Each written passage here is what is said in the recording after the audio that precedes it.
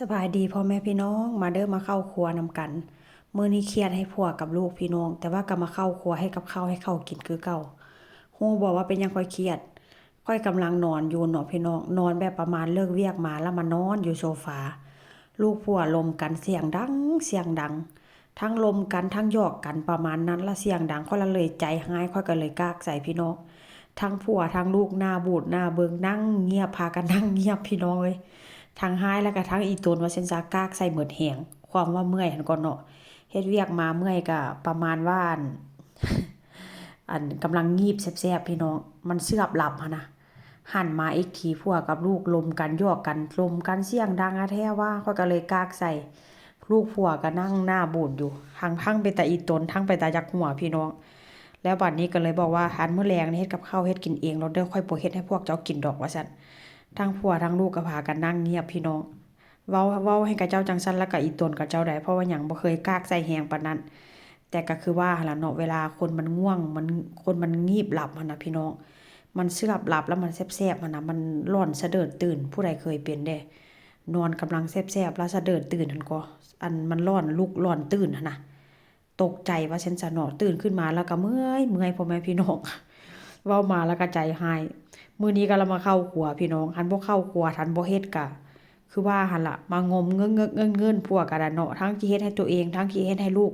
มันบ่ได้ใจพี่น้องค่อยก็เลยมาเข้าครัวมื้อนี้ก็เมนูมื้อนี้ก็สิเฮ็ดหลากหลายเมนูอยู่ได้ทั้งทอดไข่ดาวแล้วก็สิทอดอันเนื้อหมูนี่ก็เป็นเนื้อหมูหมักมาแล้วล่ะพี่น้องเฮือนข้อยนี่ก็กินประจำว่าซั่นซะบ่ค่อยได้ขาดดอกเฮือนหลังนี้นะเป็นพวกอันเนื้อหมูหมักเนื้อไก่ง่วงจังซี่นะ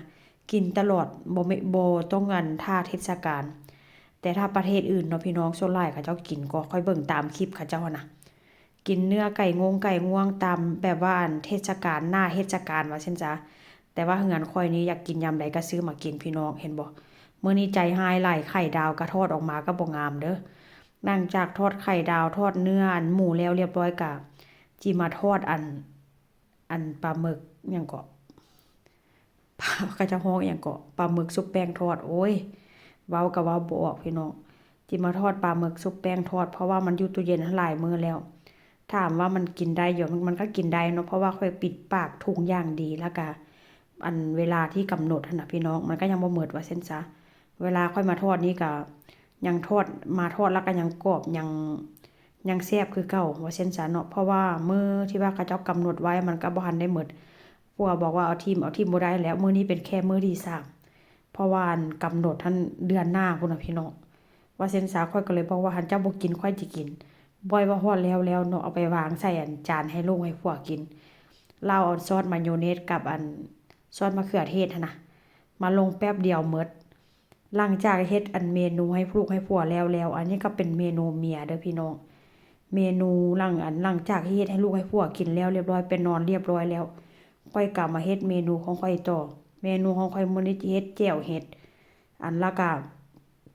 ใส่ก้านผักชีนำพี่น้องใส่ก้านผักชีใส่กระเทียม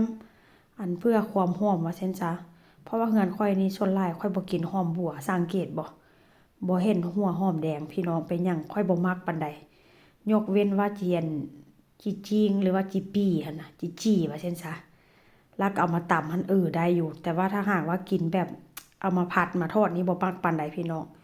แล้วอันนี้ก็เป็นเมนูที่แบบว่าเมนูของข้อยเด้อพี่น้องเด้อหลังจากที่เฮ็ดให้ลูกให้ผัวแล้วเรียบร้อยก็มีแจ่วเห็ดนึ่งข้าวเหนียวแล้วก็มีแหมแล้วก็มีไส้กรอกข้าวเหนียวนี่ก็นึ่งบ่หลายเด้ข้าวเหนียวนี่ก็ได้กินผู้เดียวเพราะว่าหยังเพราะว่าอันอุ่นข้าวเย็นแล้วมันบ่แซ่บแต่ถามว่ามันก็แซ่บคือเก่าบ่มันก็แซ่บนั่นล่ะพี่น้องแต่ว่าข้อยอยากกินแบบว่าข้าวเหนียวร้อนๆน่ะพี่น้องนึ่งใหม่ๆว่าซั่นซะแอบเข้านี่ก็เริ่มพังเริ่มขุแล้วพี่น้องสิได้สั่งนำคนไทยเนาะเพราะว่าเขาเจ้าอยู่ทางสเปนนี่นะพี่น้องเขาเจ้ามีช็อปหรือว่ามีร้านแบบขายของไทยนะก็สิได้สั่งเขาเจ้าว่าซั่นซะสั่งเขาเจ้าก็ส่งให้โลดแล้วขอเพียงแต่ว่าโอนเงินให้เขาเจ้าว่าซั่นซะอันนี้ก็เป็นเมนูของข้อยเด้อพี่น้องมาเด้อมากินนำกัน